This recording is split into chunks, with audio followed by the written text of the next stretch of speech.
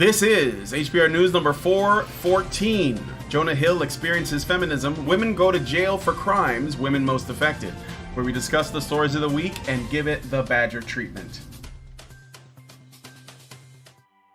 Hello everybody and welcome to Honey Badger Radio. My name is Brian. I'm joined by Mike J, Dr. Random and Hannah Wallen. We are your hosts today on this episode of HBR News where we discuss the news of the week and give it like our own little flair on top of that, which I think it can be in many ways unique to what most people would report. We also try to draw attention to things that a lot of people are not talking about because it doesn't, necessarily pierce the mainstream lexicon or zeitgeist or whatever the word that people are using these days is. Anyway, I hope you guys are having a great day and a great week and that you're laughing at all of this absurdity so that you're not consumed by it.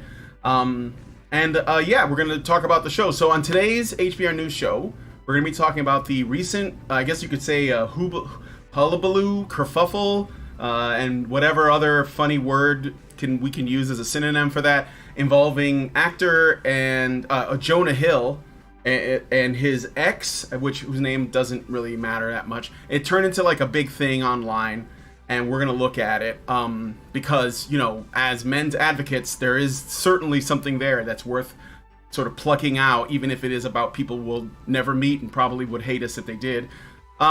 Washington State Police are being sued for wrongful death by the estate of an Antifa man who murdered a member of Patriot Prayer. This is from a while back, but this is like the latest on that.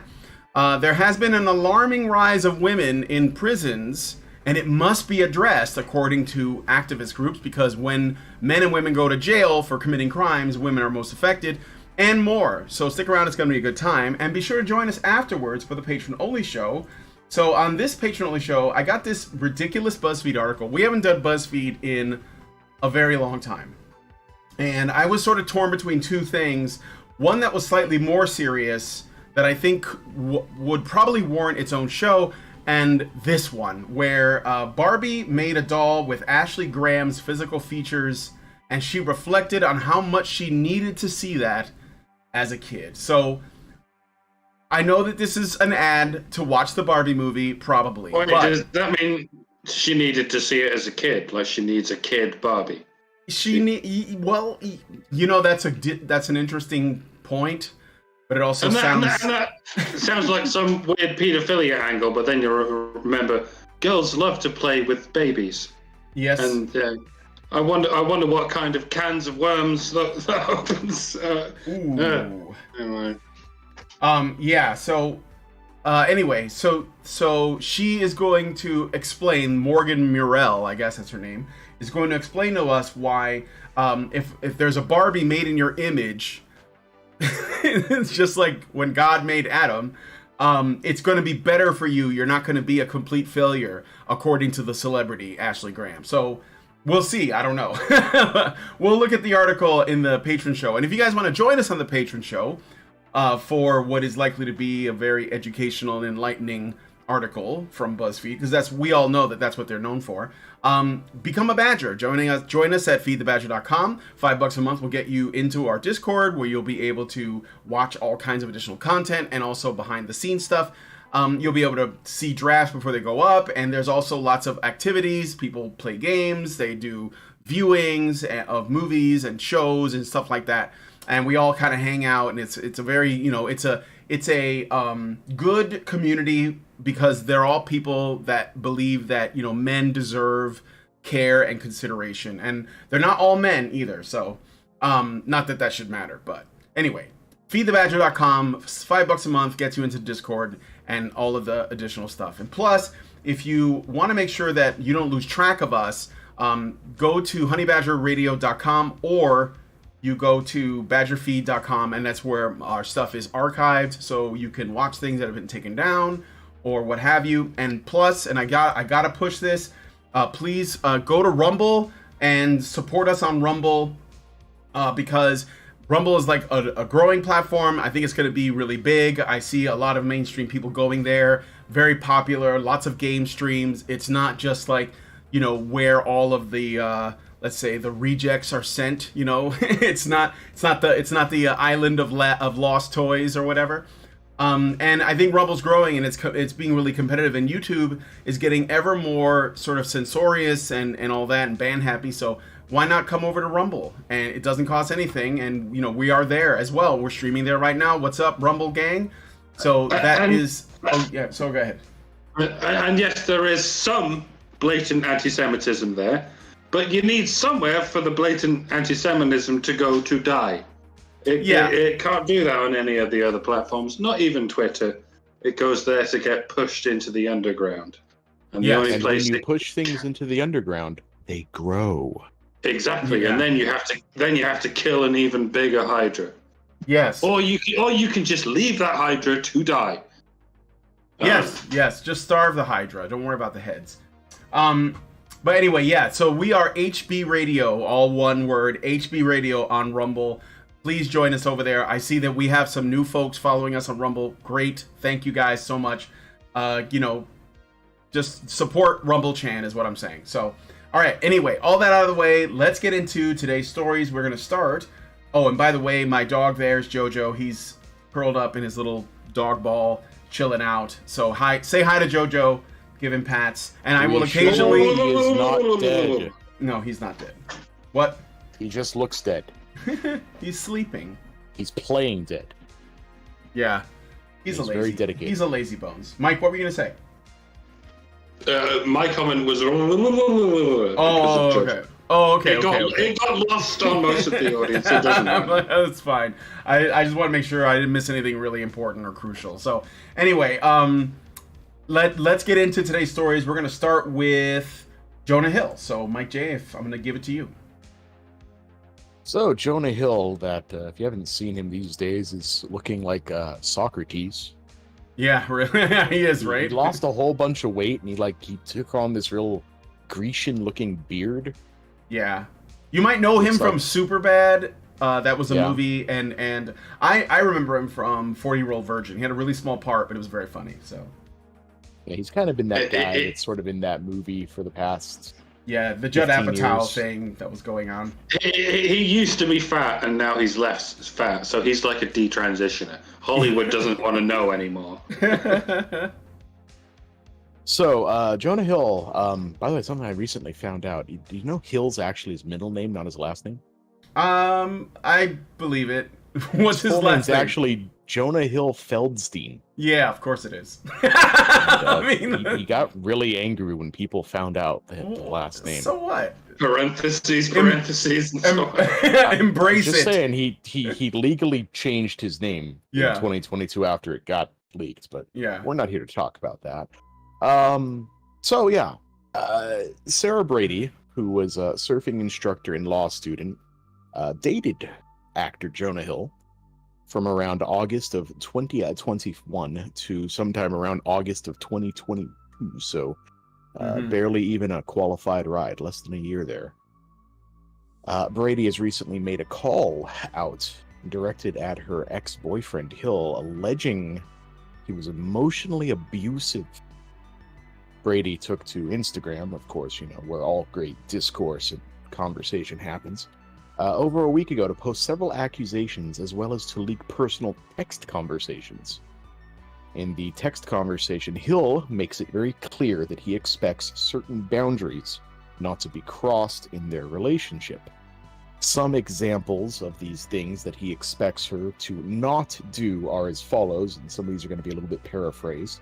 Surfing with other men, inappropriate relationships with other men, modeling, posting pictures of herself in her bathing suit and posting any sexual pictures, and friendships with women in unstable places and from your wild recent past. Based? Yeah, so, right? Yeah, boundaries. Who would have thunk? Brady claimed that it was necessary to share these private text exchanges because, quote, keeping it to myself was causing more damage to my mental health than sharing it could ever do, quote. The fuck? Brady also mused on Hill's future child and relationship, stating, quote, I hope my ex has a daughter. maybe she'll turn him into a real feminist. Because the fact that he calls himself a feminist now is laughable. If I could have one wish for him, it would be that he is surrounded by feminist men who hold him accountable to grow in the ways he's expressed he wants to, end quote. Brady ends the posting chain with a slight bit, a glimmer of absolution for Hill, stating, quote, I think fame can put people in an echo chamber of viewpoints, which can enable emotionally abusive behavior. Emotionally abusive partner doesn't mean they're a terrible person, but at the same time, it doesn't mean it's okay, end quote. Okay, so this this sense of keeping it to myself was causing more damage to my mental health than sharing it could ever do. There's ways in that's laudable and ways in which it's not. To some degree, it can be healthy to share your personal problems in your personal life with, someone. And by that, I mean someone. It could be a friend. It could be a family member. It could be your dog. It could be your therapist. Right? I'm told endlessly of the spiritual benefits of having a therapist. Well, surely this is exactly the kind of individual to whom you should be airing this kind of dirty laundry. But that doesn't mean it's healthy at every scale. When you want to work through the issues in your personal life, and it's not sufficient for you to work through it by yourself, heaven forbid, you take it to individuals close to you, like friends, like family, or maybe even, crazily enough, the individual in question with regard to the particular issue, in this case, Mr. Hill, or Mr. Jonah Hill, blah, blah, Jewish name. What you don't do is, quote unquote, take it to Instagram, of all places. I mean, I don't know of any social media platforms that are healthy places for this sort of thing, but the untamed jungle of psychedelic narcissism that is Instagram is surely among the least healthy. At that point, you're not just talking to someone, you're effectively talking to everyone. You're airing your personal dirty laundry in full view of thousands of people, potentially millions, whose business it is none of whose business it is none, should I say. And there are only two reasons for doing this, namely attention or entertainment. In the case of entertainment, if you want to write a song about what a scumbag your ex is, all right, fine. That's exactly the kind of thing people write songs about. Taylor Swift has done it like 100 times, and though it might not have made her any healthier, it certainly has made her wealthier. So it's like a trade-off. Mm-hmm. Fine, whatever. But if you're only doing it for attention, like you're not even making any art or music out of it, you're just wholesale passing around the he said, she said bullshit. I fail to see how that's helping you whatsoever, except insofar as it might make you famous, mm-hmm. and or you can help to bring down a presently famous person and make them not famous. Either way, you might feel temporarily better about yourself by doing this, very temporarily. After that, you'll go back to your normal, boring, mundane life, for the rest of which you will remember that the high point in your entire life and your entire public persona was when you attempted to wreak malicious revenge on someone who's actually famous for their own, dare I say, merits. Mm-hmm. And I think I just described the impetus behind the entire Me Too movement, mm-hmm. in a relatively small nutshell. Yeah. What have you done with your life? Well, I fought the patriarchy. Did you? Did you now? You met a man who has some standards to be met when it comes to relationships, and he expressed those standards to you privately, and so you flung the windows wide and called out, hey everybody, this guy has standards for women, no less. Can you even believe this shit? Yes, Sarah. Yes, I can believe that. He wants his private life to be private. And he doesn't want to be with someone whose private life is not private. It's not even a shit test. It's just an expression of a boundary between public affairs and private affairs. Something you can absolutely expect a famous celebrity to at least have some strong considerations about. But if it was a shit test, then you failed that shit test with whatever the opposite of flying colors is. Swimming whites. You failed with swimming white supremacists. What's happened here, Sarah, is you've been rejected. A man had standards. You didn't meet those standards, and you got rejected. And like so many women before you, you have no protocol in the event of being rejected, scorned, if you will. We've long since been bereft of an earthly explanation for what goes on in the mind of a woman scorned. That's why we resort to religious imagery that is still not sufficient in describing the fury that is a woman scorned. It really doesn't take much these days for a woman to feel scorned. Imagine a world overrun by millions upon millions of scorned women. Yes. According to legend, it would be even worse than hell. Well, you be the judge. Yeah. Well, the sad part of this is he wasn't really even scorning her. If you remember, we looked at this on Thursday and we kind of looked in depth at some of the things that he said. This is just a woman politely declined after incompatibilities in their personalities were discovered. And he took all the blame. You know, he didn't say, you hoe, I don't want anything to do with you ever again. You know, he was like, these are things that make you happy in your life, more power to you. I support your right to do these things, but I'm not the right guy for you. And that definitely is him saying, I'm the stick in the mud. You know, like something I pointed out on HBR Talk. He went about it as, I'm the stick in the mud. You're going to be happier with someone who is not a stick in the mud. And that's fine. And we can move on. And he did. And she got mad at him for that. She's mad that he's happy without her. And she strategically held this to steal the thunder from him and his partner having a baby together. That's basically this whole thing in a nutshell, because that's a PR moment when a star has a baby, when a star becomes a father or a mother, and everybody knows about it. There's usually all kinds of news media circus around this, and pictures of the baby and all kinds of how are you guys doing now and that kind of thing.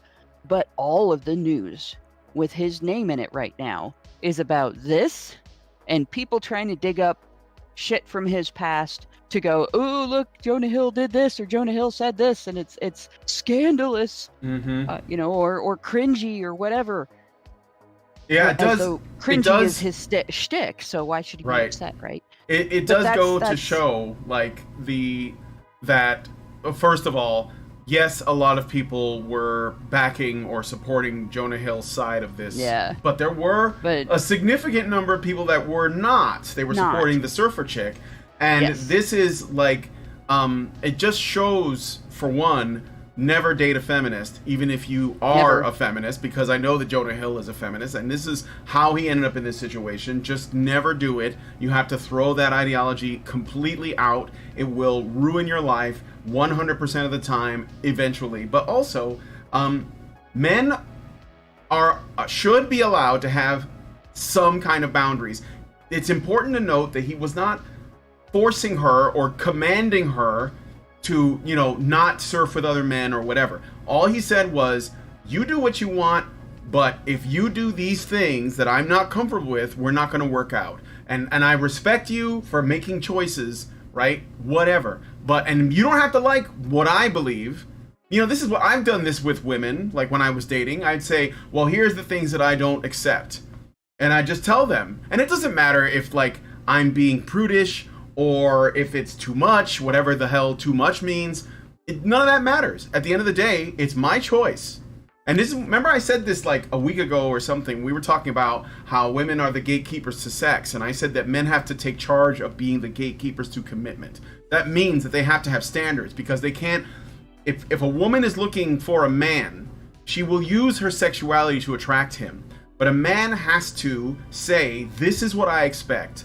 That doesn't mean that he's making demands. It doesn't mean that he's dominating her or using his thrall over her or being like, a misogynist or anything like that. It just means I have these standards. Because otherwise, it's like, thoughts are just going to expect men to be loyal to them. Why? Like, a man can only offer essentially his commitment to women, his loyalty. So if this surfer girl wants to, do you guys know that I think he was a porn star or something that was like letting his wife sleep with like another porn star in a movie? I don't remember his name, but he's been going around, right? And he's obviously not happy about this, but he feels like he has to be so progressive and accepting of whatever this woman decides to do that he has to sit there and pretend like this is okay, right?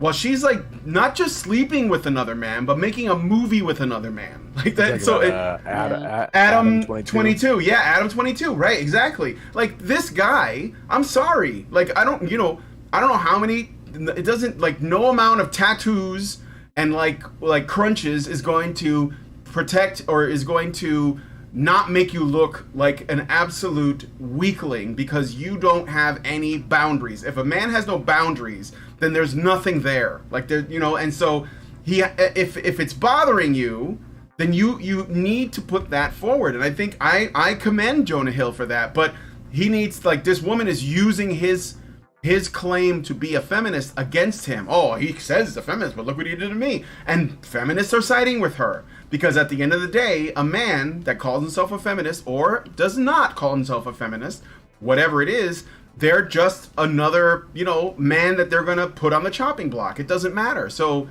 stop apologizing, have some standards, and nobody can tell you like that you can't have them. Again, men are the gatekeepers. Gatekeep that shit.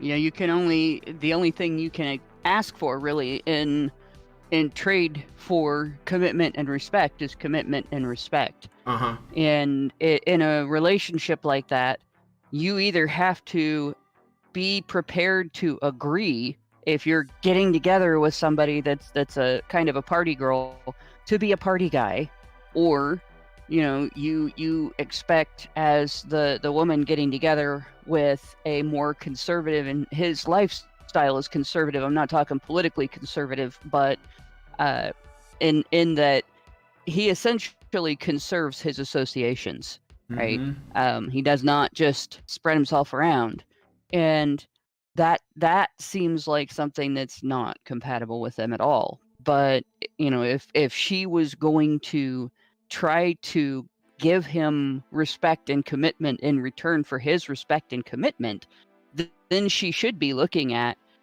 does this make him feel betrayed? Does this make him feel like I'm at risk and he can't do anything about it? Because like the part about the women that she was hanging out with, the one reason that you would have to ask your partner not to hang out with unstable former friends is you're going to get hurt, right? Mm-hmm. And that means we're going to get hurt. And that's fair. Everything he asked was fair. So for her to do this was her basically saying, how dare you not have the same lifestyle as me, right? How dare you judge my lifestyle inappropriate for you? And how dare you move on after rejecting me and my lifestyle? And she's probably feeling like she's not looking as stable and grounded next to him as she wants to feel without behaving in a manner that is stable and grounded. And there's nothing wrong with surfing and modeling per se, but in a pattern of behavior where you're hanging out with other men, because he goes surfing. That was in the news not too long ago too, right? So if you're doing it with somebody else instead of him, and you're still in a party mode, and you're still hanging out with other women who, maybe have made some shit choices in their lives, because that's what it sounds like, and still kind of got one foot in the wild child, young person mentality, you're not as stable next to him. You're not ready to settle down, right? So it's really her being embarrassed that she hasn't grown up yet, or that this is as grown up as she's gonna get, and it's not good enough for him, and she's mad that it's not good enough for him, and he found somebody that it was, and moved on.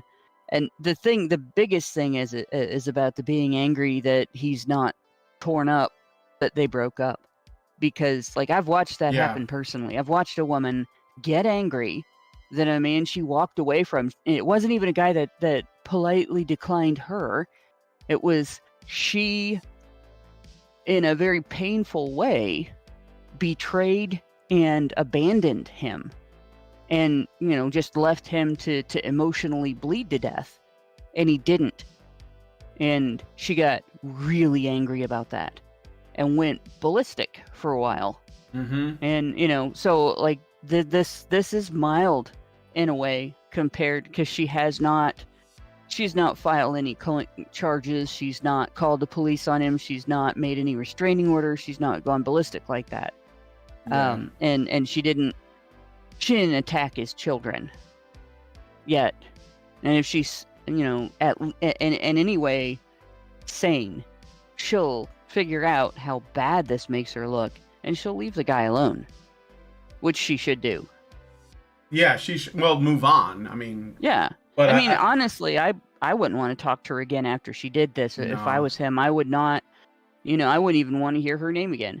So if she's smart, and so far she hasn't given any indication that she is, but if she's smart, or at least even just moderately smart, she'll figure out, this makes me look like a bitch, I'm gonna leave this guy alone. But we'll see what happens. One thing I'd like to point out is when these things occur, these accusations of abuse or sexual impropriety happen, I'd like to wait and see what else comes of it, to see if people start, piling on. Yeah. And there's only been one other person who's jumped in here. Alexa Nicholas. I don't know who that is.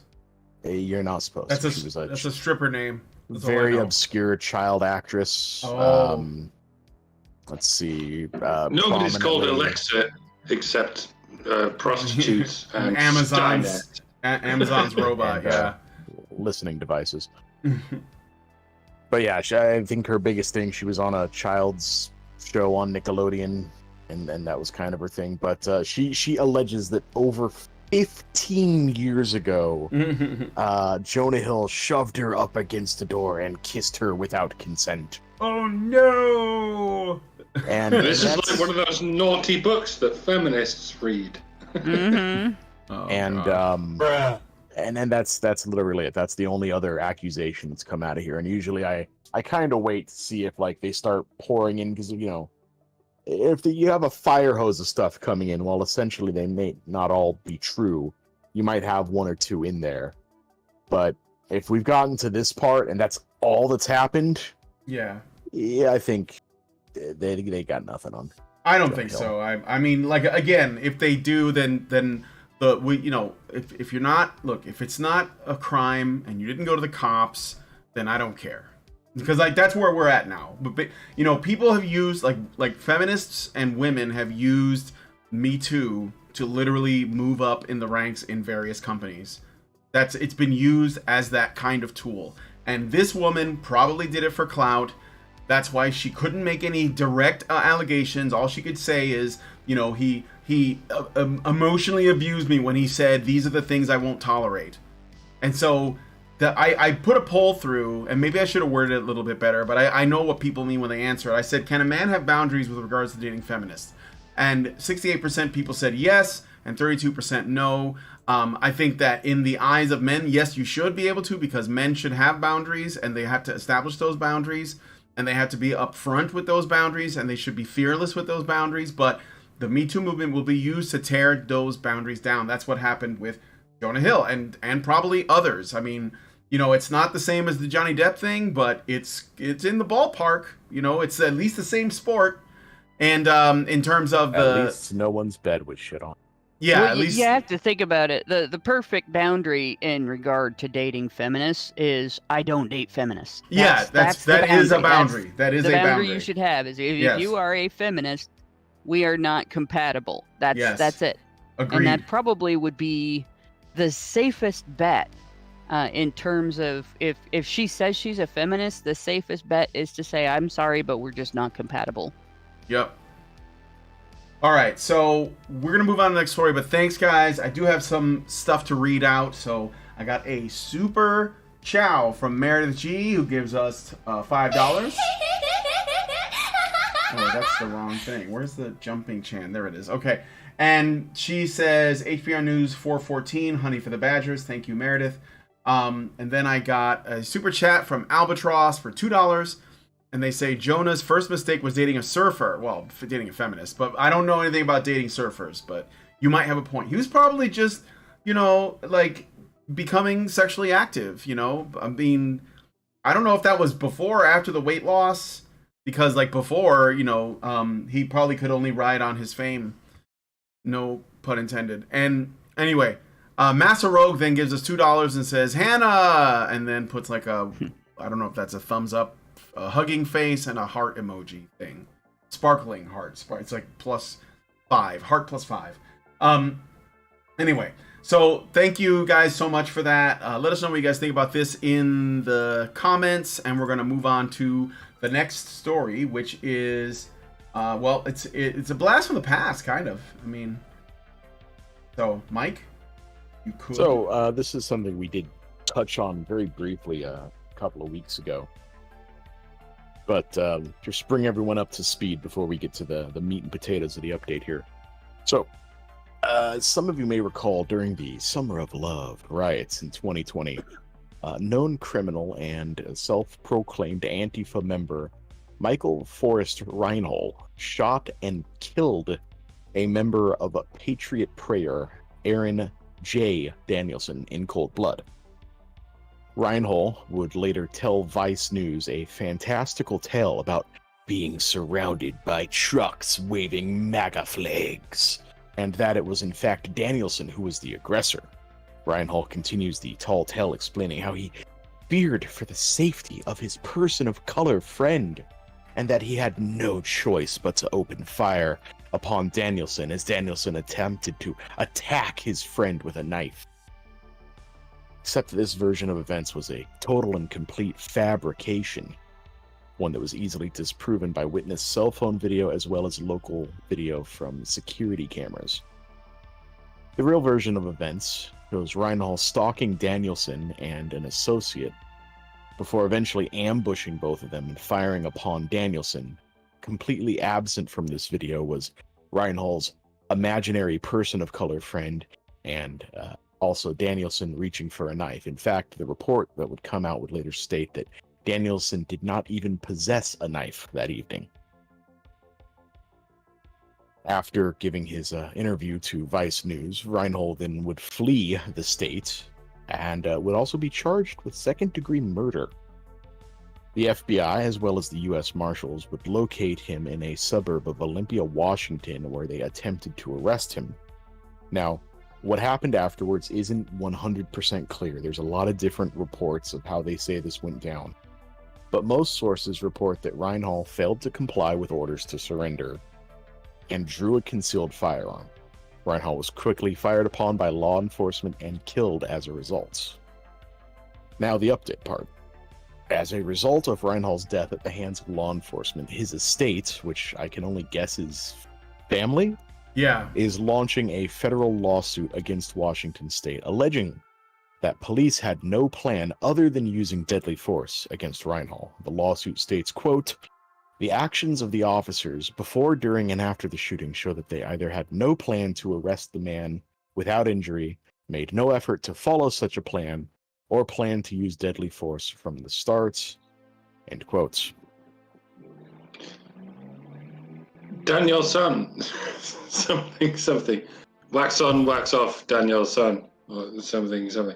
I mean, as anyone with a conscience will feel compelled to admit, a two-tiered justice system is not a justice system at all. It's just a hierarchy of, dare I say, privilege as prescribed by the prevailing narrative. But make no mistake, this is not a two-tiered justice system we're dealing with when it comes to Portland and the like. It's a three-tiered justice system, much like the the three-tiered system that ended up straining France to its breaking point, resulting in their revolution. It's the three-tiered system being the peasantry, the nobility, and the clergy. In this case, the peasantry are the normies, the randos, the unknowns, the lesser bodies whose passing deaths can be tallied up to, collateral damage. Whereas the nobility in this system are the celebrities, the politicians, the newsreaders, and indeed the police and other such armed forces, the overpaid and unskilled mouthpieces for the regime. And of course, as I said, the police. They will remain untouchable in the court of public opinion if and only they toe the party line. It's more than their job's worth to ever not toe the party line, lest they lose their vantage point when suckling upon the teat of a certain cash cow. And then there's the clergy of the woke religion, which is a whole other kettle of fish. They could be rich, they could be poor, they could be black or white or male or female or gay or straight or cisgendered or transgender. It doesn't matter. As long as they are in pursuit of the party's agenda, they are untouchable. As long as they are symbolic of the party's agenda, they will retain this twisted form of diplomatic immunity. You could be like homeless, penniless, violent, and schizophrenic, but if you're an ideologically aligned weapon of the system, you could go ahead and rape 1,000 children, and they'll still build a statue of you. And so it goes. The peasants are you and I, dear listener. Nobody knows who we are, and we could be disappeared at any moment, and nobody can do anything about it. Whereas the nobility is the likes of the royal family, the Biden family, the Trudeau family, and the police and armed forces in their control. They are untouchable by virtue of executive power, and they will retain that power as long as they do what they're told to do by the clergy. The clergy are Antifa and Black Lives Matter and Just Stop Oil, and of course, feminists. Ordinary people exacting untold violence and destruction with whom the police will nevertheless not engage. For reasons of ideological enlightenment. Therein you have your three-tiered justice system. Those who are below the law, those who are the law, and those who are above the law. What we have in this here story is an example of a peasant being murdered in cold blood by the clergy. Even though by any other account it looks like a peasant killing another peasant, if you're a Trump supporter, you are the bottom tier of this caste system. If you murder a Trump supporter, you are the top tier of this caste system. You are a high priest of the superior order of the Orthodox. It doesn't matter what else you believe. You could spend all your free time kicking dogs and beating children and raping women. If you're ready and willing to murder the political enemies of the Uniparty, you are God tier, and you will be allowed to go on your merry way and do your merry thing until the moment you perhaps kill too many people in one fell swoop. At that point, we'll completely forget who you are, and we'll work on outlawing whatever device you used to kill those people. And also guns, because why the fuck not? The moral of the story is try and make sure you only kill one Trump supporter at a time. And be sure to make it loud and clear that you are murdering this person because and only because they are a Trump supporter. And you will get away with it. You can traffic 1 million children to be tortured in dark basements for their entire lives. But if you do it in the name of bringing down the nefarious Emmanuel Goldstein, you can look forward to another 1 million children, which you can do with as you will. I don't think any of this will change if Trump gets re-elected in 2024. This particular murder we're talking about happened in 2020 when Trump was ostensibly still in charge. And the murderer in question still got away with it for far longer than he should have. A man was murdered for the offense of supporting the sitting president. Mm-hmm. And there's nothing the sitting president could do about it. We're dealing with a sickness greater than the sum of its parts. Take it from me. The British have been led by a conservative government for the last 13 years, and we are still demonized for being in any way conservative. Nothing means anything, anyways. So just stand your ground.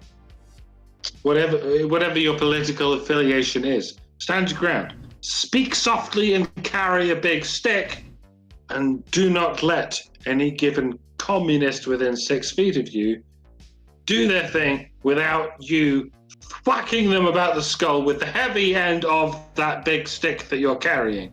In Minecraft, of course. Of course.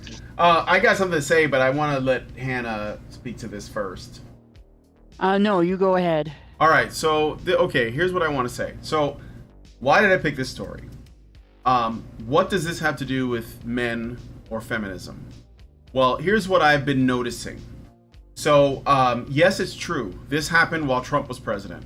When this started, Trump did say, I'll send you the, what did he say? He would send the National Guard if they're needed. But he wanted the states or the governors or whatever to request it. And in these places like Washington and Oregon and California and Minneapolis and Illinois, etc., they did not ask for anything. They let the destruction. I think it was not just a one. I think he had to legally wait until. Yeah, he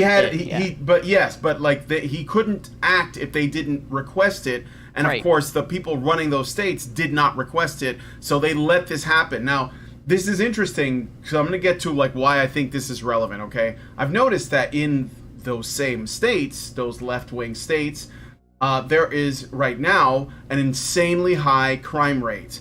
There are murders and assaults, and there's break-ins, and there's shoplifting, and I mean not people taking something, like a loaf of bread because they're hungry. I'm talking about people breaking into shoe stores and electronics places and Best Buys and Targets and Walmarts and just grabbing as much as they can and then in giant groups and leaving. And that is causing the businesses, not just the big ones that I know, they're insured. No, not just the big ones, but the mom and pop places are affected too, and they flee, and then those places fall into poverty. And when people are arrested or confronted by police, in the cases where it does happen, they have these extremely soft on crime policies that let the criminals go like the next day, or they don't even pursue them at all because, if it's less than a certain amount of money, it's not considered like anything more than a misdemeanor. And people who are trying to intervene, especially if they're men, which are the people that are most likely to intervene, they are demonized, they lose their job. They're basically the enemy. The people trying to stop the law from being broken become the enemy of the state, right? Or their company. The company fires them. This happened here in Virginia. In Roanoke, there was some people that broke into a Walmart that's kind of like by the airport. It's a little bit more ghetto over there. And an employee stopped the person, and then the employee got fired for his trouble, for getting involved, okay? And it wasn't because, you might be in danger, so we got to fire you. No, because it was because he intervened. They just didn't want to get involved, okay? And so I've been seeing this happen, and what I started to wonder is, so when there is a crime, and it usually involves a criminal who is often, not always, but often a man, and a person trying to stop the criminal who is also often a man. And the person that's trying to do the right thing, the person that's law-abiding, the man that's law-abiding is punished and observed with scrutiny and called names, racist, whatever. It doesn't matter. He's the bad guy. And the person committing the crime is, they can't necessarily say he's a good guy, but they try to make that person sympathetic, or they give him a slap on the wrist and let him go back out there to commit more crimes. So I think, and I'm getting this sense from this, okay, if you essentially create a situation where good men are demonized, or they feel that they can't act, they cannot do the right thing, or they're murdered, like in the case of this story, but the men who are doing these terrible things, right? The men who are killing people, robbing people, threatening people, whatever it is, those men are allowed to run free. What does that do for feminists? How do feminists benefit from that? Well, I'll tell you how. Because now they have created a situation where good men have their hands tied and can't act, right? At least not at the same scale. They can't do the thing that they're kind of programmed to do, which is the right thing.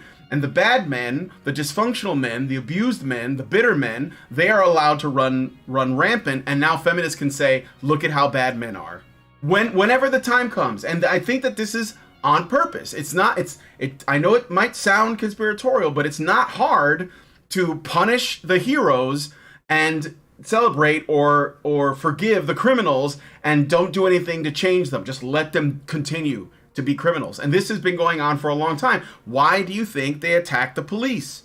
The first thing. And then how do the police respond? Well, they first of all, they get defunded. So like in New York, you have the guy, I forget his name, but there was the guy who was the Michael Jackson impersonator that died because another man was trying to like stop him because he was threatening people on the train, and so the other man tried to stop him, and because the man who tried to stop him was white and the guy who was threatening people was black, then they made it into a race issue, which obviously there was no evidence for that being the case at all. And then the man who died was treated like a martyr, kind of like George Floyd, kind of like so many others, Michael Brown, etc. And the man who tried to do the right thing is the one that is facing charges and is the one that's been demonized. So what does that do? And one of the reasons why that happened, by the way, going back to the police thing, was because the police were so defunded, they wouldn't have been able to get there in time to actually intervene because there's fewer men on the beat. And also, I'm sure that there's a lot of police that are pretty hesitant to actually get involved because look at what happens to cops that try to do their job. So it's almost, this is like by design. Like, criminal men are allowed to do whatever. We don't punish them for anything. Criminal women are obviously allowed to do whatever because they're women. We're probably just giving them a slap on the wrist anyhow. And the men who are trying to do the right thing, they're the ones that get attacked. They're the ones who get demonized. They're the ones who end up getting murdered. And then we're all in Vice, without even like blinking an eye, they literally went ahead and interviewed this guy. And they were like, oh yeah, he's probably not lying. I mean, those MAGA guys, they're so dangerous, right? I mean, it doesn't even really matter that they were Trump supporters or not. They were people that were law-abiding people, and they got killed. This guy got killed, rather. So, and I think that that's what the takeaway is. This man, a murderer, I mean, he's dead now, but so what? he is the one that is going to be seen as the more along the lines of what a good man is, even though he's not, and then the good men are the bad men, and then when the bad men that they've like allowed to roam free do a damage, the feminists can point at that and say, look at how much crime men commit. So this ultimately serves them. And that's the reason why I chose this story. I know this is a little bit like I'm getting a little weird, but that's how I see it. Like if you look at these patterns, and I watch tons and tons and tons of videos of cops like with their body cams trying to stop offenders, and they're trying really hard not to do something that could make them look bad, and what ends up happening is that they get shot, or the offender runs them over with a car, or stabs them, or gets away, or whatever, or the cop ends up having to kill the guy. And because they're so brazen, because of how everything has been, like our whole media landscape has been constructed against them. And I don't care what you think about cops. They're men trying to do a job in most cases. They just want to feed their families. So we have to look at it for what it is, right? So anyway, those are my thoughts. I think that this is the purpose of this. You let the bad men go, and you punish the good men, and now all of a sudden all you see are bad men, because the good men are either silenced, or they're dead, or they're in prison. I think you're right in that that's probably the primary reason why feminists would support this. Yeah. But you also have the fact that there's really no dividing line anymore, if there ever was, between feminism and communism. No, there never was. Right, and particularly cultural Marxism, which a lot of communists like to say doesn't exist. But it's essentially the social justice mentality that came out of the Frankfurt School of Marxism, which borrowed from a lot of things that were not Marxist, and sort of intermingled a lot of different victim mentalities in order to come up with a single lexicon of victim mentalities to push on the United States. And when it comes to men in regard to communism, I guess the best way to put it is that communism is inherently anti-male. And I know we have listeners who are communists who are going to hate this, but the reality is that in order to take over a nation like this, because the United States was thriving before social justice. Economically, we were thriving before social justice. Socially, we were thriving before social justice. Social justice is not reform, right? We had reformation going on. We had changes in social attitudes. We had changes in law and policy. And then along comes social justice and inserted communism into those changes, and inserted communist notions, and in particular cultural Marxist notions of victim mentality into the education system. Got a whole generation of young men outraged that they weren't given gimmies, right, for being victims based on their identities, and or their women in their life were not given gimmies just for being women, right? So that started it. Okay, if you want to take over a thriving nation with a strong population and a strong social matrix within which the like when I say matrix, I'm using it in the classical sense, not the movie sense, a sort of a net of connection between the culture of the United States, the nationality of the United States, where we don't have a racial nationality, we have a political nationality. Our identity is political as Americans, because our nationality is based on principles and beliefs in freedom and human rights, and a boundary between the individual and the state, right? So you want to take over that country, you have to A, weaken the men, B, weaken the connection between men and women in that society. You have to C, demonize the men so that the rest of society will not support them if they rise up against you. And D, you have to drive the men a little bit crazy. You won't be able to do all of those things to all of those men, but you'll be able to do at least 2 of those things at once to most of the men. Either you'll be able to demonize them and drive them a little bit crazy, or you'll be able to break the connections between them and women and drive them into isolation, or you'll be able to weaken them and drive them a little bit crazy or demonize them.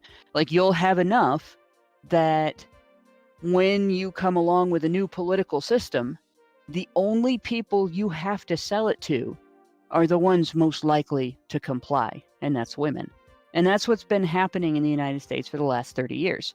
And as a result now, men are dying. The other end of that is if men do fight back, if there is, men that stand up to this, men that see this happening and step up and say, I love my country, I love my home, I love my family, I love my community, I want things to stay the same, they're going to get killed. And it is, in general, only men that do that. Mm-hmm. You very, very few women do that. When a new culture comes in and takes over an existing culture and dominates it and controls it and changes the fundamental nature of that culture so that it's no longer what it was, it's a new culture now, like a conglomeration between the two. There are deaths of men, there are expatriations of men, and there are women who just adapt, right? If they're not attached to a man who leaves, and they don't leave with him, they just adapt to the new culture. They figure out the rules of the new culture, and they start stabbing each other and the men of the culture, the old culture, in the back, using the rules of the new culture. And we saw that during the COVID crisis, right? We saw that in droves, in spades. It was unreal how quickly people turned on each other, and it was mostly women, calling out other women either for not wearing masks or wearing masks, or not getting vaccinated or getting vaccinated, for going places or not going places, for anything they could think of, right? Try to humiliate your neighbor, selling lemonade on the street, or calling the cops because somebody did it without a permit. Somebody's kid, like all of that. Like, there was no such thing before the COVID crisis in the public terminology as a Karen. That didn't exist. No, right? It didn't. And all of that, when you look at this story, this is an outcropping of all of that, right? The way that this was handled was an outcropping of all of that. The way that it went down was an outcropping of all of that. A man feeling like he could get away with attacking somebody because he was on the wrong side of the political fence, or in his mind making up a story and then believing it himself. I'm in danger, I have to kill this person, this person's a threat. And I don't know if you guys remember when Gigi in DC went down. Do you remember prior to the event? Oh shit, I can't think of his name. You mean Gamergate? Like a Gamergate thing? Yes, it was a Gamergate event. It was a meetup. I didn't go. Yeah. I didn't go to that. That was like in there was a bomb. There was a bomb threat or something. Yeah, there was a bomb threat. But prior to the bomb threat, it was that guy. Yes, I know who you're talking about. Andy Chu, Arthur Chu. Yes, Arthur Chu. Yeah, it ends. It ends tonight. It ends tonight. And he called the bar and tried to get the event canceled by saying, these people are conservative. They're Gamergate. They're on the wrong side of the political fence. Like, at that time, he believed that was tantamount to saying, oh, you guys have, a bunch of murderers, rapists, and thugs coming to your place. And of course it wasn't. Respond by going, what the fuck is a Gamergate? Yeah, they didn't know what he was talking about, and they didn't care. Of course because they had an event. And it was a paid event. Like, nobody cared.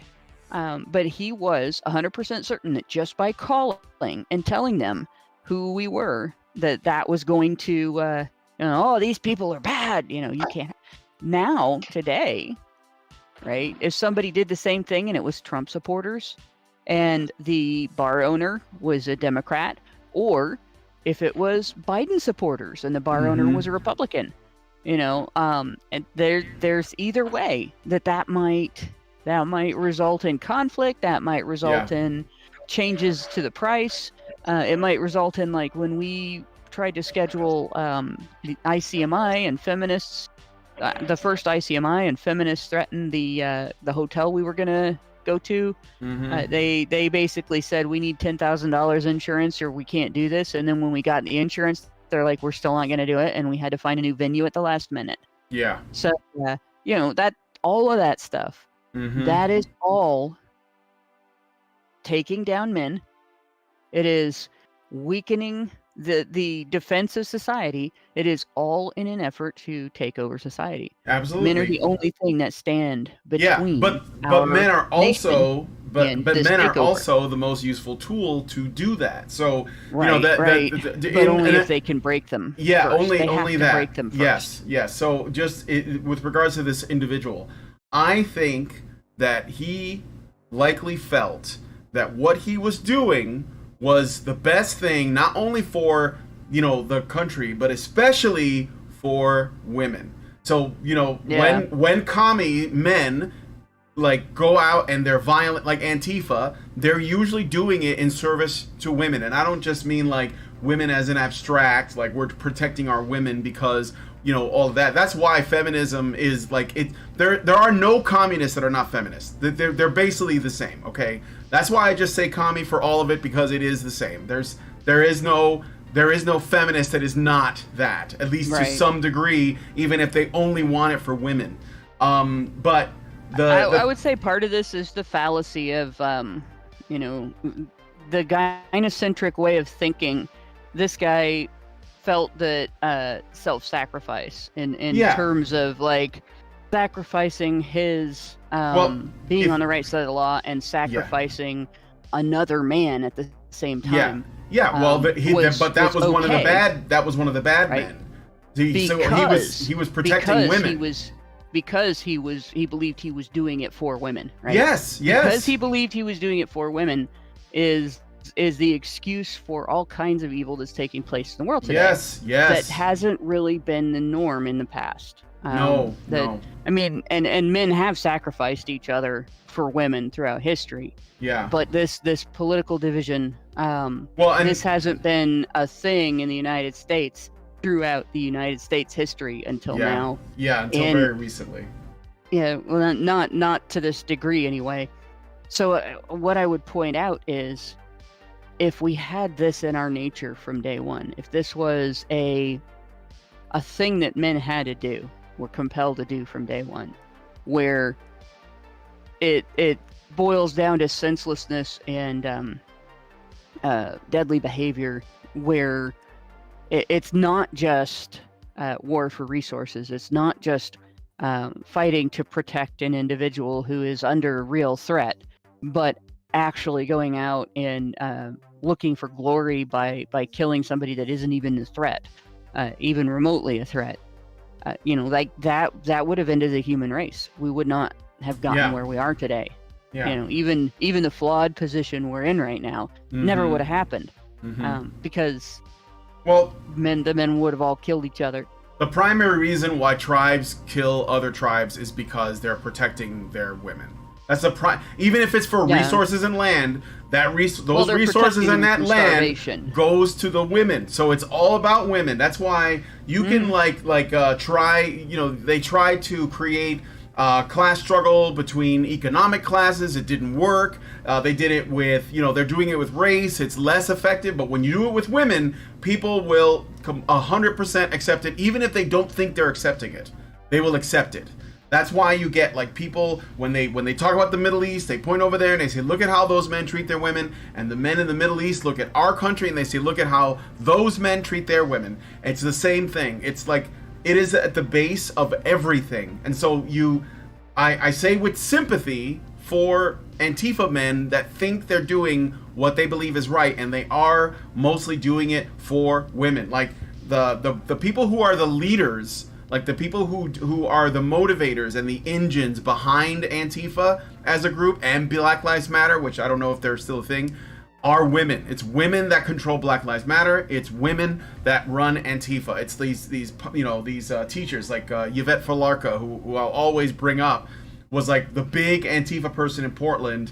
She was the brains. She didn't get her hands dirty. She didn't get into any fights, but she had an army of kids under her, mostly boys and men, that were willing to do whatever she wanted them to because they were looking to protect her and women like her. That is where it all comes from every single time. So I'm glad this guy is probably rotting in hell, but for the record, we should understand why this happened and look at this broader pattern, which I think is not an accident. So I did put in a poll. The one thing I will point out, go ahead, that makes this is a higher degree of gynocentrism. This isn't like what we refer to as gynocentrism in the movement most of the time is not gynocentrism. It's gene centrism or child centrism that women benefit from as a side thing. Like you are the mothers of society, so we will protect you to make sure that reproduction can continue and so on, and on the merits of your motherhood and your nurturing, right? But this is just gynocentrism for its own sake. Yeah. And it makes it a warping factor where there doesn't have to be a virtuous reason for men to try to defend their women. There just has to be a psychological reason, a mental reason, right? An illusion of a reason. And that's enough. And that warping of something that would otherwise be natural because of our reproductive normalcy, our culture around reproduction, that has absolutely nothing to do with preserving women's safety, preserving women's access to anything, preserving the ability to make sure that women protect children and women nurture children and so on. Nothing to do with that. Right? That's what's going to spiral our society into destruction. And if we don't learn as a society to differentiate between pure, strict gynocentrism like this and the violence that it leads to versus protecting women as a side thing to protect children, which is shrinking in necessity in and of itself, we will see the end of humanity. Yeah. So anyway, one thing. Go ahead, Mike. One thing I wanted to mention is like this wasn't this guy Michael Forrest Reinl. His first offense, by the way, he even was described by his sister as not a very stable person. Sure. And that he seemingly got involved with the Summer of Love protests because it made him feel like his existence meant something. Yes.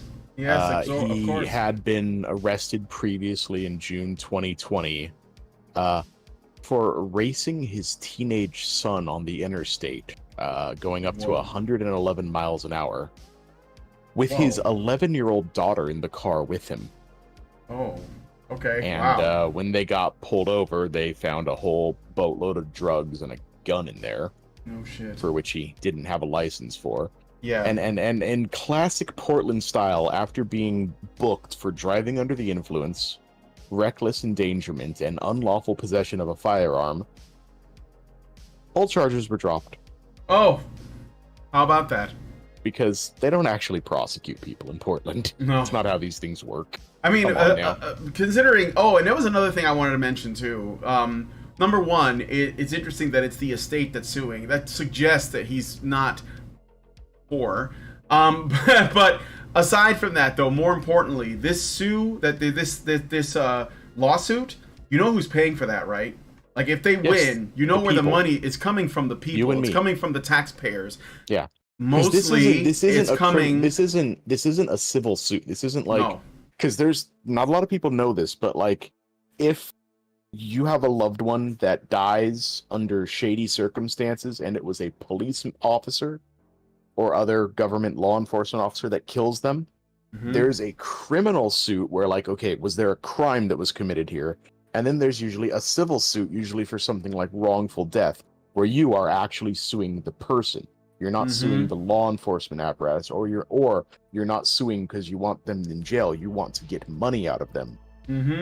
This is trying to get money from the government. And again, money from the government is just code for money from you and me. Yes, money from the taxpayer. And and again, I've said this many times, men are the majority of people who pay into the taxes. So it's coming from other men who pay into it for this estate that is trying to say that this man was killed, unlawfully or something, even though again, we don't know for sure. In his own words, he said he was not going to turn himself in because he, at this point, was convinced that right-wing protesters were collaborating with the police, and he would definitely be killed in custody. Yeah, his words. Words. I could, because look at how much propaganda there was out there. I could understand somebody like drinking the Kool-Aid on that, or at least basically going, well, I'm going to use this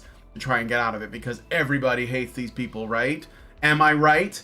So who knows? But the point is that is the thing about that. And also, again, not shocking that a man who is listless and purposeless is looking for something to make them feel like their life matters.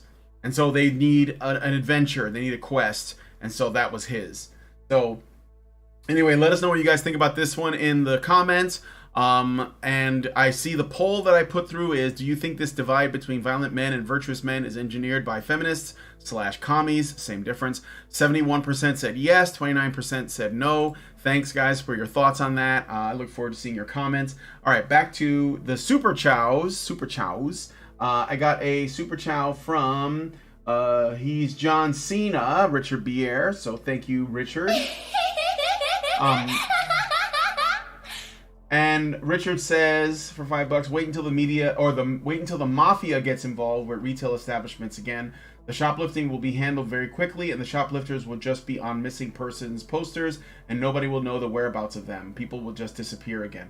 Well, wait, are you selling this as a bad thing? I mean, like, there is that, but also, like, a lot of these cities are run by the mob. They are run by organized crime. And Chicago is, like, notorious for that. And I'm certain that it's also the case in places like LA, San Francisco, and Minneapolis. So I think that it's already a thing, but they're just trying to create the crisis. So yeah, maybe they'll go in and do that.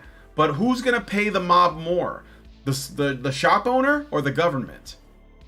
You also have to understand there's another underlying goal here. When you create a situation where the people in a community are afraid, women are the ones that are speaking up, women are the ones leading the protests, women are the ones that are lobbying essentially right now through the media rather than going and sitting in a politician's office and talking to them in person, right? Women ask for more government. They demand to be shackled to the government. They demand to have their rights restricted, and everybody else's too. They demand to have more police. They demand to have stricter laws. They demand to have weapons taken away. That's all done by women. So this situation is created specifically for the purpose of scaring women who are too dumb to figure out that they're being manipulated into demanding that the government step in and become more authoritarian and take more control over their lives and take more of their freedoms away. That is what is going on here. And it's being done at the expense of men. It's being done by warping some men's ways of thinking and getting them to attack other men and making other men the wall in between the women in their lives and these men who have been broken mentally. So that's how that works. Yeah. Right. You weaken the men. Well, women think that rights come from the government. They think it comes from the state. You get the women to take the poison. Yeah. And to give it to the rest of society. Yep. So, yeah, and like this guy, the new mayor they just elected, I mean, he literally told people, I'm going to bring all my friends, we're all going to run like Chicago. So, I mean, I don't know how more plainly it could be. I guess he could just literally like bring out like the zombified corpse of Al Capone, but yeah, I mean, it is the mafia is already here. It may not look like something out of a Martin Scorsese film, but that doesn't make it any less real. So anyway, thank you, Richard Bier, for that. And Egregious Charles gives us another $5 super chat. Thank you. And says, been enjoying the JoJo cam. Hey, Jojo. Hey, Jojo. You're admired. Look at me. Yeah, hi, buddy. Okay, you can go back to sleep now. I'm sorry. He's just like, what do you want? Thank you, and I think that's it. No Rumble rants or anything, so we will continue on with the next story. I look forward to seeing your comments in the comment section after this video is over. All right, let's move on here. So this is from The Guardian, so take it with a grain of salt, but it's probably correct. There are too many women in prison, and they can't go to women's rights forums. That is, according to But what is a woman, though? Yeah, what even is a woman? Yeah. Continue. All right. There are too many women in prison, and they can't go to women's rights forums. That is, according to a Guardian article with global development supported by the Bill and Melinda Gates Foundation. Just something to take into consideration. Who decry that? What? Does Melinda Gates still have her name on that shit? She left Bill because of the skullduggery he got up to on Epstein's Island. Allegedly in Minecraft. But she's still okay with her erstwhile husband sticking various fingers in various ideological pies in her name. Is she the Bill and Melinda Gates founder? Well, whatever. Sorry. Continue. Yeah. All right. Supported by the Bill and Melinda Gates Foundation, who decry that, quote, current and former female prisoners are excluded from discussions on women's rights, end quote. From the article, quote, the number of women and girls in prison has grown by almost 60% since the year 2000, nearly 3 times the increase in the male prison population of about 22%. The global female prison population increased by more than 100,000 in the 10 years up to the end of 2020. Evidence shows women's incarceration is closely linked to domestic violence, poverty, and discriminatory laws, end quote. I'm going to stop you there for a minute. Despite making up 51% of the population, they account for... Don't you want equality? Don't you want women making up at least 51% of convicted criminals, as equal representation would dictate? Or how about stop breaking the law, asshole? Do you have that on the soundboard? Brian? I don't have it yet. I know. I gotta get that. We can get it done. Sorry, this is a long write-up on this story, and I'm trying to break it up into sections. Do continue. All right, go ahead. For context, just for the paragraph, the whole paragraph, for context, women are a fraction. I think they make up a total, at least in the United States, they make up a total of 5% of, or before this happened at least, made up a total of like 5% of the prison population. Of the total population, yeah.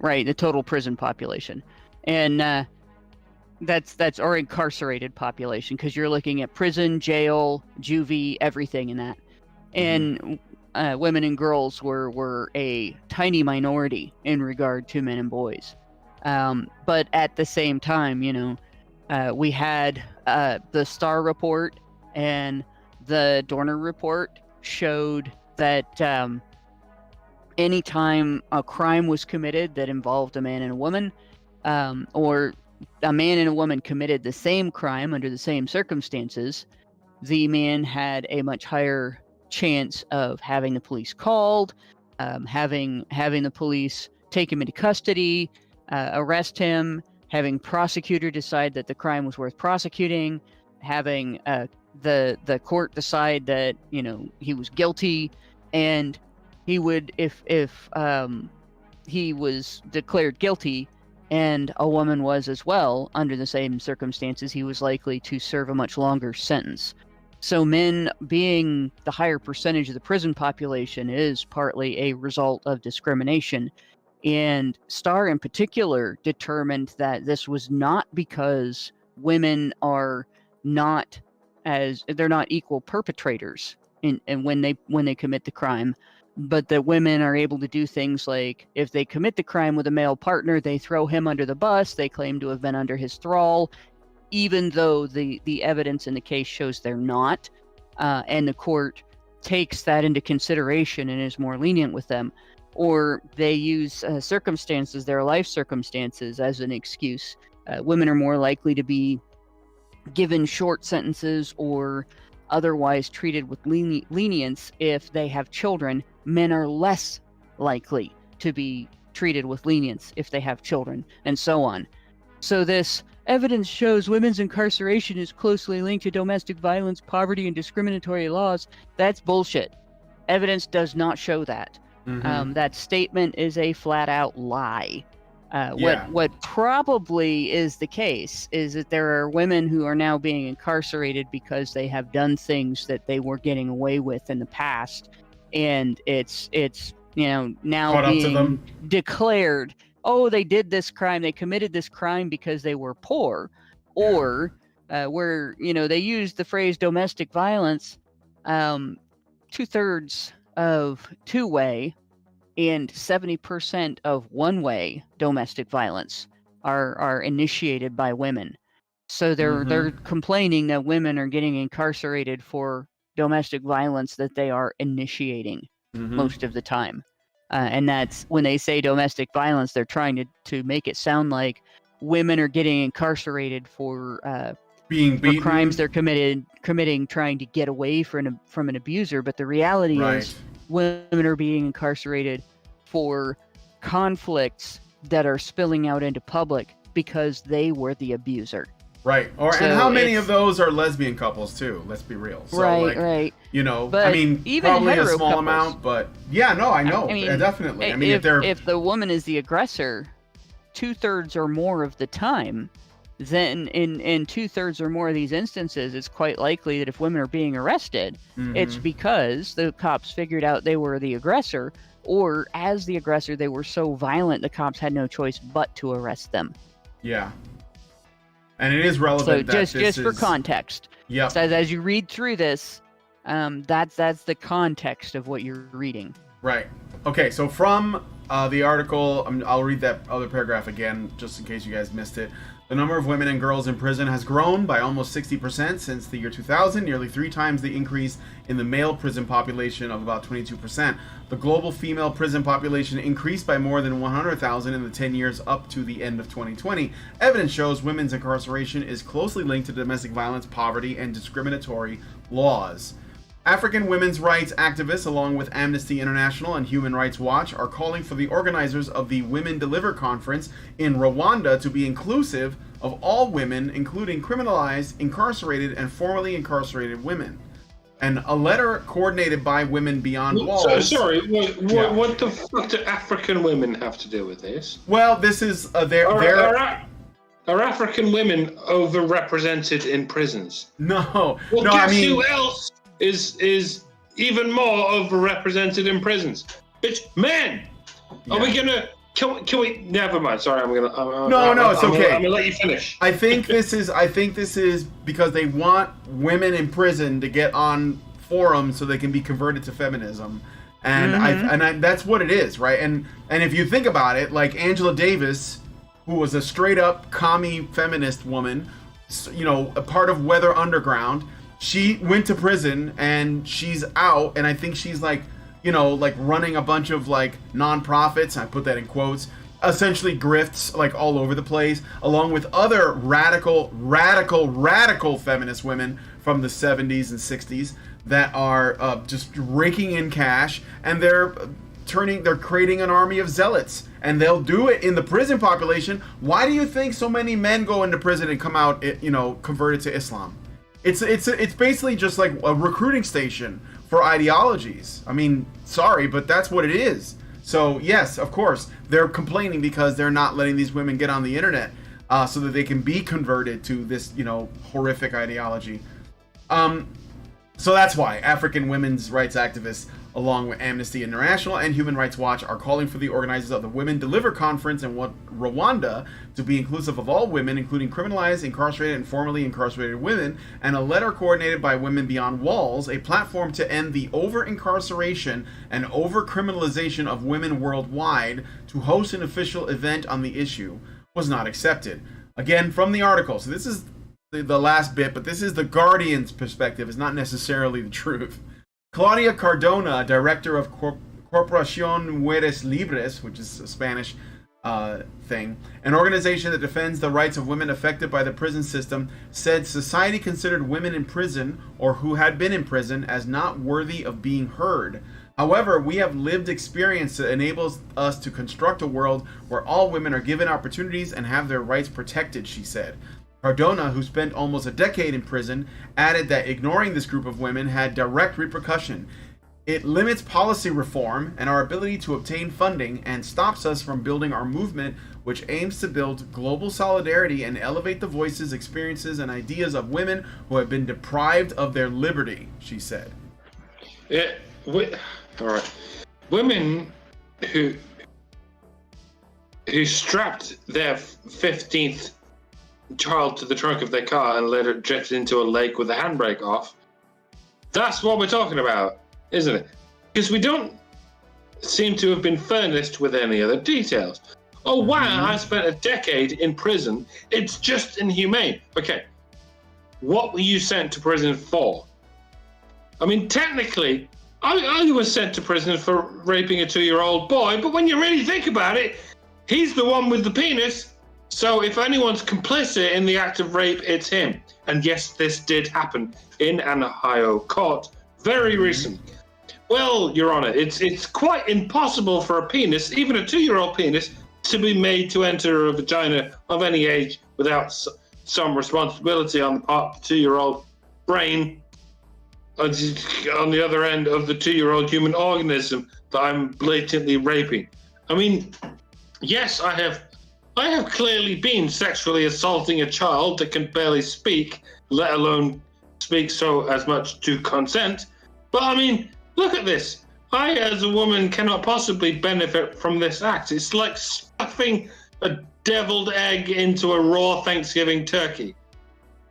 If anything, I deserve compensation for this bigoted 2-year-old boy ruining the flavor profiles of this succulent Chinese meal.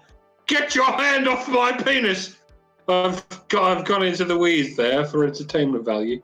Do pardon my flippancy, but I guess you get what I'm talking about. Yeah, I think so. Does anybody else want to say anything about this? No? Well, I think I probably pointed out the most important thing about this. This is what feminists do, all right? They create an underdog. There doesn't have to be any reality behind the creation of the underdog. The underdog can be entirely fabricated, right? They just create an underdog, and then they make up a set of needs. What is wrong that we need to correct by declaring ourselves the arbiter of the needs and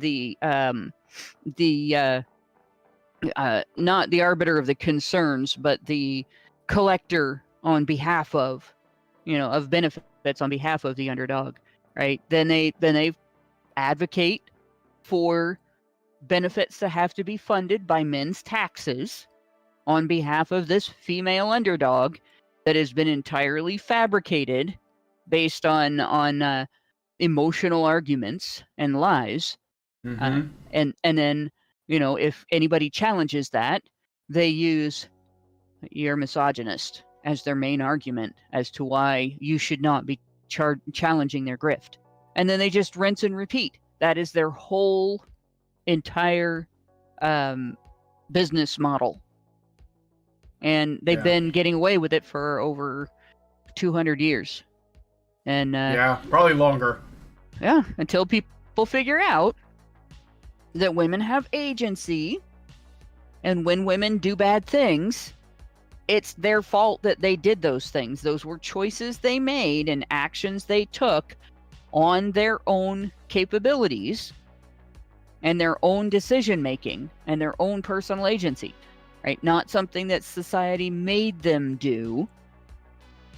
Or else we look at male criminals and we look at all the same details that we look at with female criminals. What did this man's parents do to him when he was a child? What type of schooling did this man have when he was a child? What did this man go through in between getting smacked on the ass by the doctor after coming out of the birth canal or the hole cut in mommy's tummy and committing that crime? What was his trajectory? Because if we're not going to do that for men, because those were their choices on how to deal with each step of the way. All right, I can go good or bad in my response to this one thing that's happening right now, and then the next step, and the next step, and the next step. If that's not their fault, or if that is their fault because they're men, then it's also women's fault when women do that, because women are as human as men. Yeah. They're as flawed as men, and they're as capable of malice and stupidity and downright evil as men. Mm-hmm. So none of this has anything to do with whether they should have access to feminism or not. And the only thing that's going to come out of this, if this is done, is women will find new and creative ways to get out of accountability when they commit crimes, or to transfer it to the nearest man. He's going to pay for my crime. Yep. That's it. It's true. All right. Well, thanks, guys, for your comments on that. I don't have any new super chats or super chows. That's fine. I get it. There is a fundraiser, though. You can go to feedthebadger.com/support to help, pay me to continue to do this so we can keep this channel going, as well as Hannah.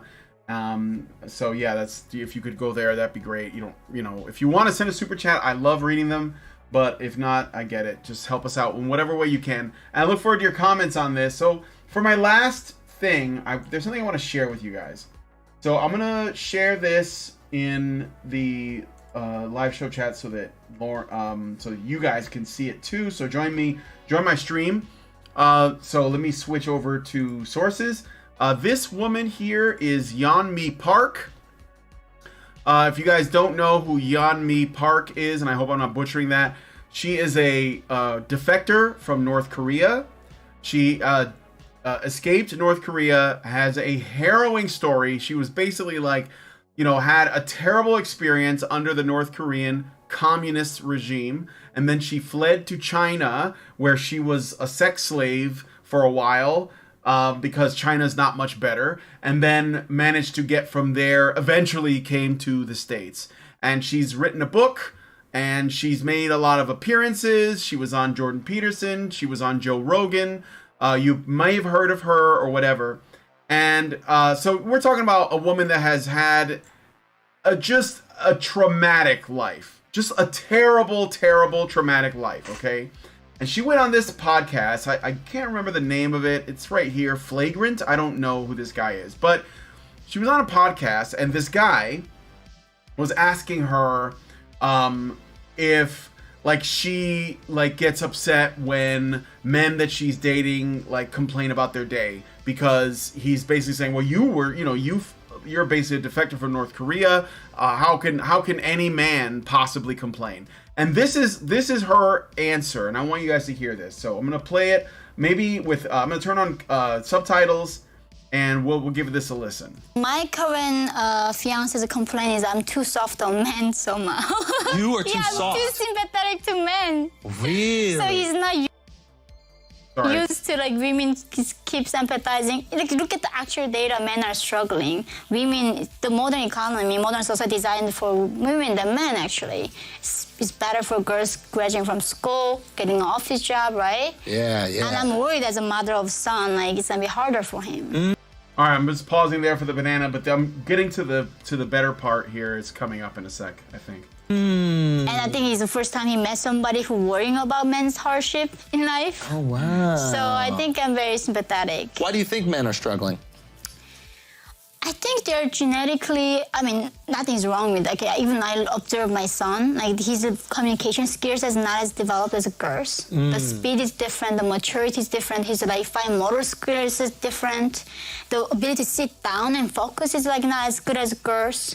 It takes a while for them to mature up. Yeah. And they have different, I mean, hormones. Men and women are different. I don't know why this is such a big opinion in America right now, but all right, I'm again just pausing for the banana. We're getting to the better part. I mean, you'd think at some point she'd mention, you know how it's perfectly okay for me to be dressed in this bondage outfit that I'm wearing right now? I'm not. Yeah, I don't know what that's like. High fashion or it's like something. normal. I don't know what that is, but this is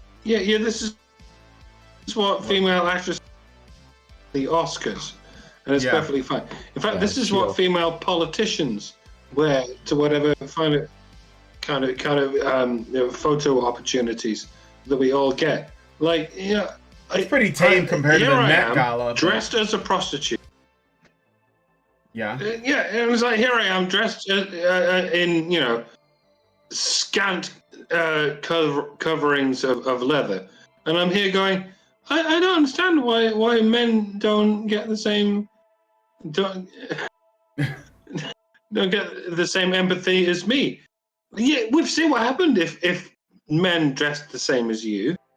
They tried to call themselves women, but because they're not allowed to dress the same as you, because the sight of a man's skin turns people off. And you know this. All of you know this. The sight of a woman's skin turns people on. And that's not because of homophobia of any kind. It's because of gynocentrism. Or perhaps gene centrism. There's been a lot of argument over this thing at this point. But there's just something so fucked up about you sat there dressed as a prostitute. And I'm sorry, but you are dressed as a prostitute. Even if you're saying all the things I want you to say, you're dressed in a series of belts. Series of black leather belts. I'm going to stop. Wait. It's not. Let me stop. All we can see. Go ahead. All we can see is her from mid-shoulder. Okay, we don't know what the rest of her. Wait. Those aren't belts. That's skin-colored fabric. Yeah, you can see the wrinkles in it. Yeah, the fabric is like close to the same color as her skin, but it's not her skin. It's just a bad choice of color. It's like a sweater. Right, and that is a sexy outfit, and a man wouldn't get taken seriously in it. But it's not something a prostitute would wear. They don't cover up that much. That's true. But, we're missing the point. Again, I still have to. Yes, I guess we are. Yeah, we're missing the point because you hadn't gotten to the bit that I wanted you guys to see yet. Culturally, why do you think that there's a struggle for young men? It does seem like that's a part of a conversation right now that a lot of people are having, and some people are reluctant to have. So this is funny, but I had a previous agent, and they were asking me, Yeonmi, why don't you write a book about how hard it is to be a woman? How horrible the world is that run by men? Yeah. And I'm like... All right, I'm pausing it there. So she had another agent. She did write a book, whatever. And this agent said to her, hey, why don't you, since you escaped a communist regime that was super oppressive, it must have been really bad for women. So why don't you tell us about how bad it is for women? My father died from this dictatorship. Like men are equally even more affected by these hardships. Yeah. Not just women. Yeah. It's not that men are a problem, but I think current somehow narrative in America is that men are evil. They are toxic. Because of the politicians are men, we have war, we have poverty, we have inequality. Yeah. So it's hard when the world is literally against you. Yeah. You know, they keep telling you everything about you is toxic. Yeah. I mean, how can you be sane even? I think a lot of times what happens is that, we see toxicity exist within power structures. Mm-hmm. I'm just like, whatever, fuck this guy. But my point is, you have a woman here. She escaped North Korea. She went to China. She was a slave in China. She managed to get from there, I forget the rest of the story, but she went to a couple of other places and ended up in the United States, and is now basically trying to warn people about what communism does, because North Korea is probably the closest thing to it right now, and all of the horrors that she experienced. But now, normally that wouldn't be a gendered conversation. But the fact is, in the United States, men are so brutally, like, attacked, I guess you could say, criticized, targeted, yes, by propaganda and everything, that even her agent was like, oh, you know what would really sell really well, and it probably would have, is if you basically went on a whole thing about how hard it is to be a woman in communist North Korea. And her first thought was, my father died. Like, I lost my father in that regime. This is, like, communism is bad for everybody, but it's probably especially bad for men. Probably. I mean, I don't think anyone would, if somebody told me it's equally bad, I would be fine with that. But I'm sure the numbers would probably shake out a little bit different. But I think it's not just the numbers. Here's the thing. All right. Men thrive on meritocracy.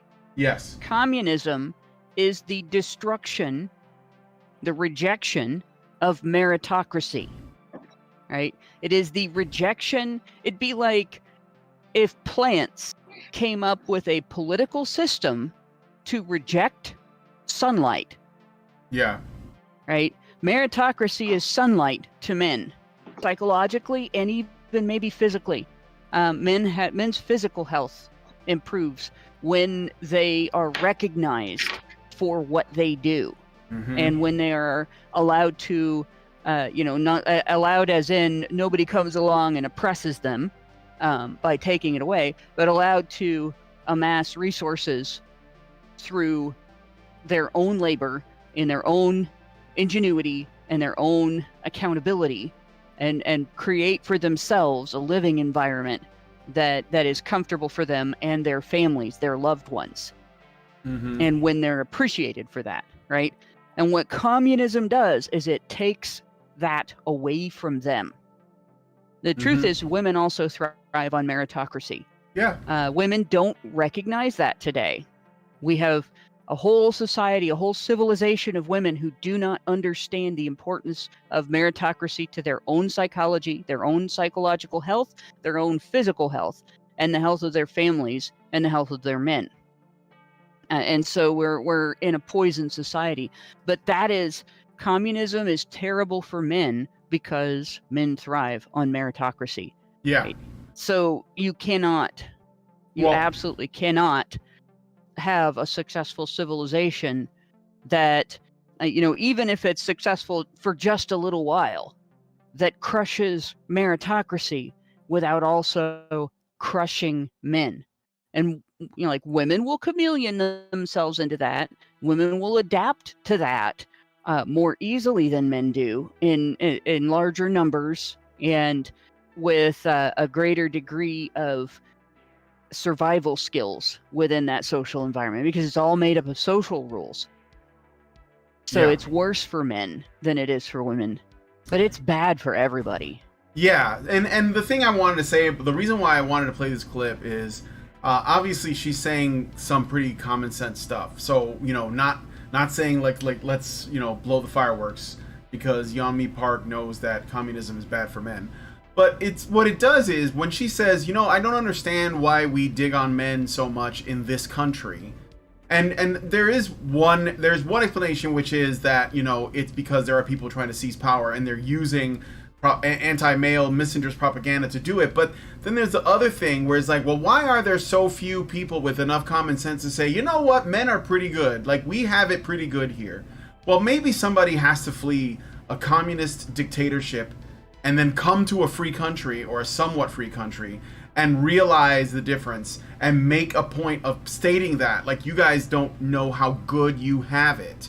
And I think that, that's what I took away from this, is that here you have a woman who by all rights could have written a bunch of bullshit in a book and made billions of dollars, probably got a movie made, probably, you know, release a CD or something, because of how quickly like the media and the apparatus would rush to her support to uplift her for this. But instead, she's just like, no, my father died. Like, I have to honor him. He died for this. And if I remember correctly, her story, which is, you know, harrowing, I think she did like a talk on it somewhere. A lot of people lost their lives to get her out of that country. So I don't think, and there were men that did it. So I don't think she's going to dig on men, because she knows where her bread is buttered. And I think sometimes you have to come from a place like that to make that realization. So, you know, I say kudos to Yani Park for saying that. I think this guy that was interviewing her, he was actually trying to bait her into, you know, just like, oh yeah, man, can you believe a woman escaped North Korea and some guy is going to complain about his day? How could you, you know? And instead she's like, no, actually, men had it really hard too. I don't know why we're dogging on men over here. So that's my takeaway. That's why I wanted to share it. Let me know what you guys think in the comments. And I got a super chow, so one more from Zapier. I don't have the soundbite handy, but I'll give you the jumping Badger Chan. So this is from Anonymous, and they say, Henna, have you or anyone on the stream seen Wrangler Star's videos? He's saying a lot of things that are adjacent to what y'all have said. He's also against male genital mutilation, and he's not a mindless bootlicker. He's the guy that makes shorts that teach young men things that are useful, like how to fix stuff and survival. He used to work for the U.S. Forest Service and post shorts on tips he picked up throughout the years in the U.S. Forest Service. Hannah would love this guy. He reminds me of her. What do you mean by mindless bootlicker, out of curiosity? Because I've heard that used in various like contexts. But it sounds like I would like but him. Yeah, I've never seen his videos. But maybe I'll look at one. No, I haven't. I don't think I've seen him either. Because I probably would have posted something in our chat if I did see him. Yeah. All right. Well, thank you for the super chow, and I think that's it. So we're going to head into the patron show, and we're going to look at this BuzzFeed article where apparently Barbie made a body positive doll, I suppose, and it saved someone's life or future, even though they're already famous. I don't know. Join us in the patron show by becoming a badger by going to feedthebadger.com and setting up a monthly subscription. $5 a month will get you into our Discord. You can give at higher levels, and that will give you more access to more of the stuff going on. And yeah, hopefully we'll see you guys there. And if you give it at enough level, you'll be able to join us in the actual chat room where we'll be talking in real time with you and whoever is in the YouTube live chat during the patron show. So hopefully we'll see you guys there. Feedthebadger.com. For more. Yeah? I want to leave the listeners with one thought on this. Okay. Have you ever noticed how body positivity always means body types that by increasing the number of people with adverse health conditions will weaken society overall? Mm-hmm. Just a thought. Yep. In fact, and it also only applies to women, not men, by the way. True. I'd like to leave you all with another thought along the lines of this.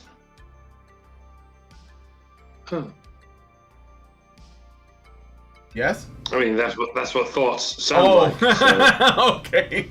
deal with that as you will. All right. Well, thanks, Mike. That was very insightful. So much so I didn't see it. But if you guys like this video, please hit like, subscribe if you're not already subscribed, hit the bell for notifications, leave us a comment, let us know what you guys think about what we discussed on the show today. Thank you so much for coming on today's episode of HBR News, and we will talk to you all in the next video. Men's rights activists are machines, dude. Okay? They are literal machines. They are talking point machines. They are impossible to fucking deal with, especially if you have like a couple dudes who have good memory on top of that too. Holy shit, you're fucked.